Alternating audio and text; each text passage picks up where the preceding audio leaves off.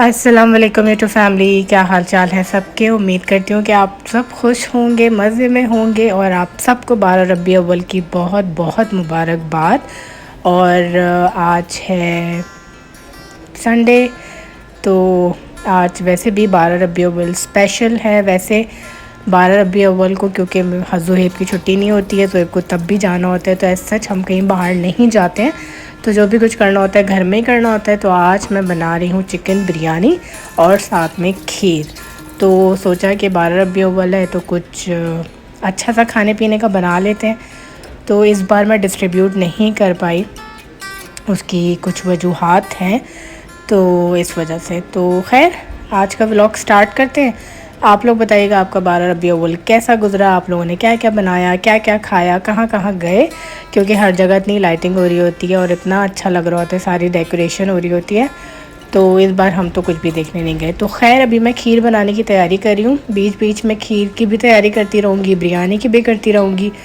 आज मैं बिरयानी जो बना रही हूँ ना, वो बड़े मेरा जो स्टाइल होता है बिरयानी बनाने का, उसकी तह लगाना और बाकी सारी चीज़ें लगाना, वो थोड़ा डिफरेंट होता है। ये जो गैजेट है ना, ये लिटरली लाइफ सेविंग गैजेट है।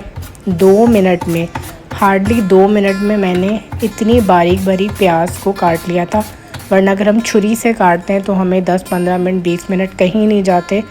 ये मैं आप लोग को रिकमेंड करूँगी, ज़रूर लेके रखें। तो ये इतना सस्ता है, मैंने इम्तियाज़ से लिया था कोई 1.5 साल पहले और ये मुझे मिला था 550 रुपीज़ का। कुछ जगहों पे 500 का भी मिल रहा है, पर ये बहुत ज़बरदस्त है, आपका बहुत टाइम बचाता है और इतनी बारीक बारीक प्याज कटती है इसमें। और इसमें आप सैलड्स वगैरह की भी कटिंग कर सकते हैं। इसमें एक और कटर भी होता है, जूलियन कटर, तो उससे आप जूलियन कटिंग भी कर सकते हैं। तो फ़िलहाल अभी मैं प्याज काट रही हूँ, इसके बाद फिर बिरयानी की तैयारी करूँगी।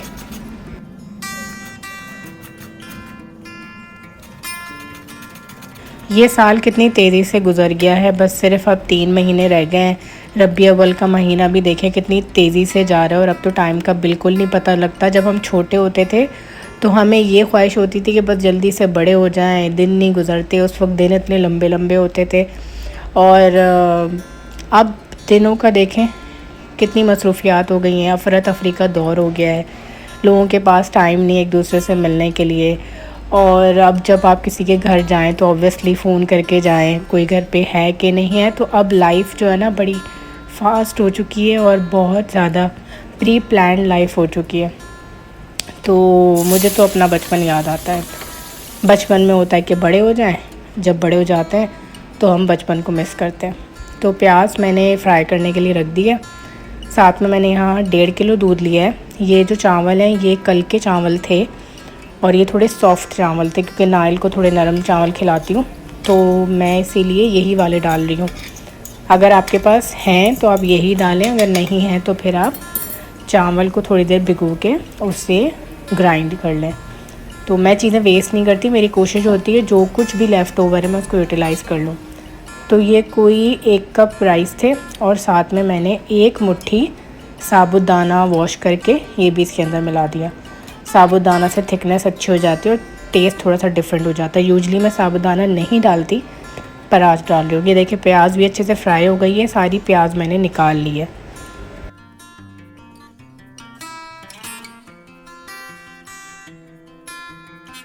आज मेरी आवाज़ बहुत ज़्यादा भारी हो रही है क्योंकि मुझे नज़ला भी हो रहा है, मैं एलर्जिक भी हूँ।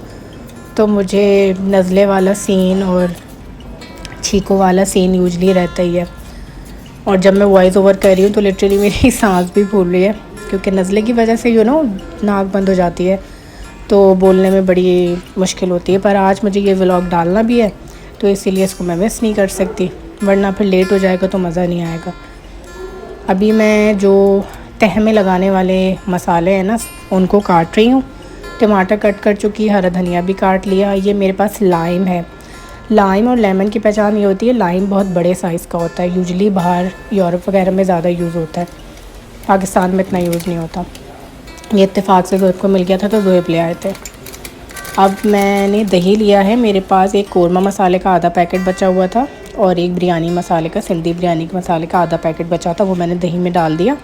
इलायची एक डाल दी, साथ में पिसा हुआ ज़ीरा, पिसा हुआ धनिया, पिसी हुई लाल मिर्च और पिसा हुआ गरम मसाला, ये सब डाल के इसको मैंने मिक्स कर दिया है। और अब मैंने पहले प्याज ब्राउन करके निकाल ली थी, चिकन फ्राई कर दी लहसुन अदरक डाल के। अब ये सारा बैटर मैं मसाले में डाल दूँगी और ये चिकन पाउडर है, चिकन पाउडर से बड़ा अच्छा टेस्ट आता है। तो ये मैं इसके अंदर डाल के चिकन के अंदर इसको भून लूँगी, आलू भी ऐड करूँगी, थोड़ा सा पानी डाल के पकने के लिए, गोश्त गलने के लिए रख दूँगी।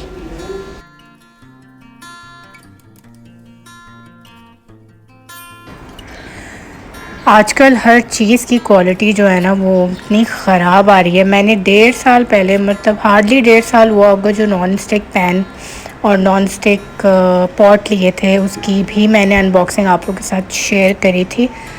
तो वो लिटरली इतने ख़राब हो गए कि उसकी जो बाहर का जो पॉट का आप देख रहे होंगे जो रखा हुआ है, इसका बाहर का जो पार्ट है पूरा ना निकलना शुरू हो गया है, इसका जो ब्लैक इसकी लेयर होती है।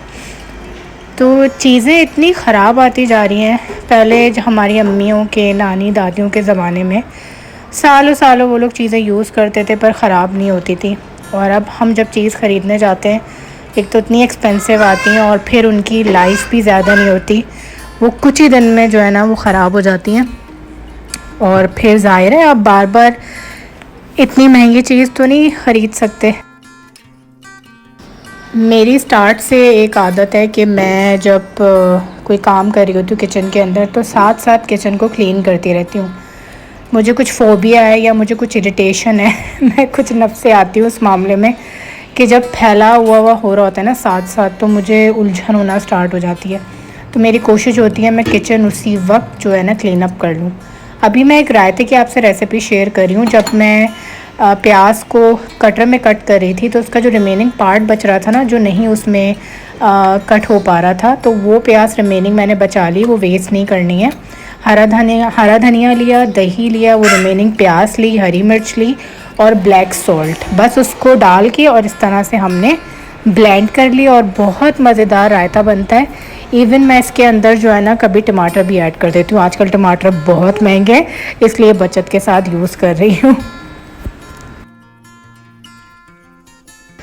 खीर ऑलमोस्ट डन है। इस स्टेज पे आके मैं अब खीर को कर रही हूँ हैंड ब्लेंडर से ब्लेंड। इससे टेक्सचर अच्छा आ जाता है क्योंकि मैंने पूरे चावल डाले हैं। अगर मैंने चावल पहले से कच्चे वाले भिगो के और ब्लेंड कर लेती, ग्राइंड कर लेती, तो फिर मुझे इस तरह से हैंड ब्लेंडर यूज़ करने की ज़रूरत नहीं पड़ती।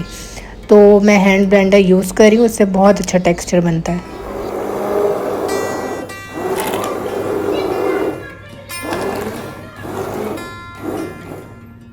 खीर को कोई मैंने 1 से 1.5 घंटा पकाया और पकाने के बाद इतना अच्छा इसका कलर आ गया, पिंक सा कलर, क्रीमी सा कलर आ गया। उसके बाद मैंने 1.5 किलो मैंने दूध लिया था, तो उसमें मैंने कोई ऑलमोस्ट 1.5 कप चीनी डाली। और चीनी वैसे भी आपके टेस्ट के हिसाब से होती है, इसीलिए मैं चीनी की जो वो होती है क्वांटिटी, वो मैं बेहतर है कि नहीं बताती, क्योंकि मीठा या फिर नमकीन वो आप पे डिपेंड करता है कि आपने कैसे इसको करना है। तो ये देख लें, इसकी कंसिस्टेंसी कुछ अभी इस तरह की हुई है। अभी इसको और मैं पकाऊंगी, थोड़ा और थिक करूंगी।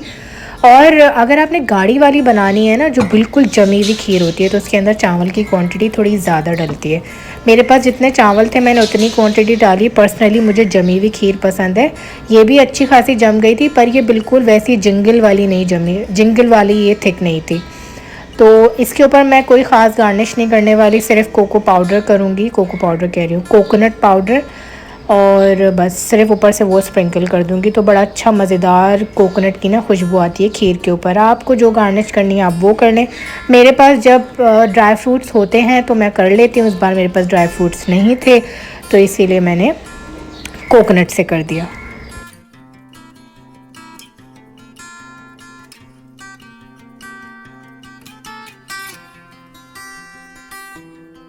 चीज़ों को वैसे भी ना एडजस्ट करना आ जाना चाहिए। पहले मेरा क्या होता था कि कोई चीज़ नहीं है घर के अंदर, बस मैं मंगा लेती थी कि चलो भाई मंगा लो। मैं ये नहीं देखती थी पहले कि महीने का आखिर चल रहा है या महीने का मिड चल रहा है या अभी ज़रूरत है कि नहीं है।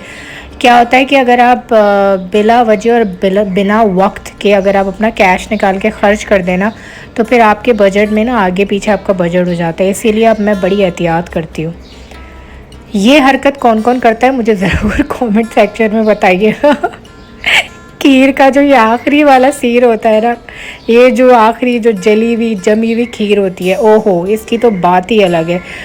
बनी हुई खीर की ये टेस्ट नहीं होता जो ये जो जमी हुई खीर का टेस्ट होता है ना। तो खैर पॉट भी साफ़ कर दिया मैंने। अब मैं जो है टेबल सही कर रही हूँ। टेबल का जो ये कवर है बेसिकली ये बेडशीट है। मैंने शायद पिछले दिनों आप लोगों से शेयर भी किया था कि पुराना वाला जो टेबल कवर है वो बिल्कुल ख़राब हो गया था और मुझे इसी प्रिंट का टेबल कवर चाहिए जो कि मुझे मिल नहीं रहा, पर मैं ढूंढ निकालूंगी। मैं जो सोचती हूँ या मुझे जो चीज़ चाहिए होती है वो मैं कुछ टाइम बाद ढूंढ निकाल ही लेती हूँ, तो वो भी मैं ढूंढ निकालूंगी। खैर ये मैंने वॉश किया हुआ था, वॉश करने के लिए बाहर डाला हुआ था, ड्राई हो गया। तो अब मैं इसको ज़रा सेट वेट कर रही हूँ क्योंकि शाम में अचानक जो है, इस वक्त तो मुझे नहीं पता था, शाम में फिर मेरे ससुराल से आ गए थे मेरी मामी सास और मामू सास। तो फिर मैंने शाम में झटपट जो भी मैं कर सकती थी नाश्ते का इंतज़ाम किया, तो वो टाइम भी बड़ा अच्छा गुजरा। इस वक्त तो खैर हमें नहीं पता था कि उन्होंने शाम में आना है। ये दोपहर का टाइम है, कोई ऑलमोस्ट मेरे ख्याल में 1:30 बज रहा होगा शायद। तो ये भी काम कर लिया और यहाँ पे कोरमा भी देखे कितना ज़बरदस्त तैयार हो गया। अच्छा, अगर आपको ना ड्राई बिरयानी नहीं चाहिए तो हमेशा कोरमा थोड़ा सा पानी वाला रखें ताकि आपकी बिरयानी ड्राई ना हो। इस स्टेज पे आके मैं क्या करती हूँ, जो मैंने प्याज ब्राउन करी थी ना और टमाटर, नींबू, हरा धनिया, हरी मिर्च, ये सब मैंने मिक्स कर दिया है। मैं तह वाली बिरयानी नहीं बनाती, मैं 2-3 लेयर नहीं लगाती। मैं सिर्फ एक ही बार कोरमा बिछा के और उसके ऊपर ये सारा हरा मसाला जो है वो मैं डाल देती हूँ। अभी वो मैं आगे आपको दिखाती हूँ। अच्छा, ये बासमती राइस है, ये सेला राइस नहीं है। बासमती राइस की ना क्योंकि बासमती राइस छोटा होता है और सेला राइस लंबा होता है, तो सेला राइस ना ज़्यादा हो जाता है। अगर आप थोड़ा भी उसको बॉईल करेंगे ना तो उसकी क्वांटिटी बढ़ जाती है पकने के बाद। तो देखिए मैंने कोरमे की लेयर लगाई, उसके बाद ये मसाले की लेयर लगा दी। इसके ऊपर मैं जर्दे रंग छिड़क दूँगी। मैं जर्दे रंग कभी भी दूध में या दही में या फिर रोज़ वाटर कह रही हूँ, केवड़े में कभी भी मिक्स करके नहीं डालती, क्योंकि ऐसे ही पाउडर डालने से ना रंग बड़ा अच्छा आता है, बहुत खिला खिला ऑरेंज कलर आता है। बिरयानी एसेंस मैंने इसके ऊपर डाल दिया है, थोड़ी ज़्यादा क्वांटिटी में डलता है। और फिर इसके ऊपर चावल बिछा दिए हैं और चावल जब मैं बिछा देती हूँ उसके ऊपर हल्का सा घी मैं ऊपर से डाल देती हूँ और बस यहाँ मेरा काम डन हो गया। इसको मैं रख दूँगी दम पे। और इस तरह की खुली पतीली में मैं हमेशा बनाती हूँ। खुली पतीली में जब भी बिरयानी बनाएं, खुली पतीली में बनाएं ताकि उसमें स्पेस ज़्यादा हो, आपको उसको चलाने में आसानी हो और उसकी स्टीम अच्छी बने। जब आप छोटी पतीली में बिरयानी को बनाते हैं तो उसमें स्टीम अच्छी नहीं बनती। अच्छा, बासमती राइस क्योंकि नॉर्मल राइस होता है, घर में पकने वाला चावल होता है, तो जो सेला राइस वाली बिरयानी होती है ना उसके जैसा टेक्स्चर नहीं आता। पर मैंने ये बड़ी मसाले वाली बिरयानी बनाई थी, बिल्कुल घर वाली टाइप की बिरयानी बनाई थी। आपको नज़र आ रहा होगा ऊपर ऊपर इसका मसाला और टमाटर। मुझे बिरयानी में टमाटर ना मतलब ज़्यादा बहुत पसंद है। कुछ लोगों को टमाटर नहीं पसंद होते, सबकी अपनी प्रेफरेंस होती है, चॉइस होती है। तो ये देख लें इस तरह की कुछ बनी है बिरयानी। यहाँ हमारा बिरयानी का काम भी डन हो गया, खीर भी हमारी डन हो गई है। बस अब हम लंच करेंगे। आप लोग ने 12 रबी अव्वल कैसी गुजारी, क्या पकाया, क्या खाया, क्या डिस्ट्रीब्यूट किया? इस बार मुझे बड़ा अफसोस है मैं कोई डिस्ट्रीब्यूट नहीं कर पाई जबकि मैंने सोचा था। पर वही बात है कि इंसान जब अकेला होता है और आपके साथ छोटे बच्चे होते हैं ना तो चीज़ें कहीं ना कहीं आपकी प्लानिंग आगे पीछे हो जाती है, पर टेंशन की बात नहीं है। तो बस दुआ में मुझे याद रखिएगा, मैं भी आप लोगों को दुआ में याद रखूँगी। अगर वीडियो पसंद आ जाए तो लाइक, कमेंट, सब्सक्राइब और अपनी फैमिली में शेयर कर दीजिएगा।